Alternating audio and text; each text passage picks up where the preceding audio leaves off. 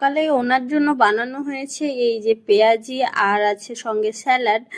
আর এগুলো খুবই টেস্টি দেখতে লাগছে, কিন্তু আমি এগুলো খাবো না। আমি আমার সকালটা শুরু করেছি এই যে ব্ল্যাক কফি সঙ্গে এই যে ওয়ালনাট আর আমন্ড দিয়ে।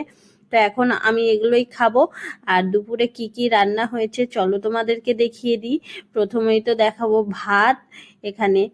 আর এই যে মোরলা মাছের আলু দিয়ে চচ্চড়ি করা হয়েছে টমেটো দিয়ে, এটা কিন্তু দারুণ টেস্টি হয়। আর এটা ঝিঙে দিয়ে চিংড়ি বাটা। আর ওখানে একটা সবজি হয়েছে মাছের তেল দিয়ে, আর এখানে আছে কাতলা মাছের তরকারি। তো দারুণ টেস্টি আজকে সব রান্না বান্নাগুলো হয়েছে।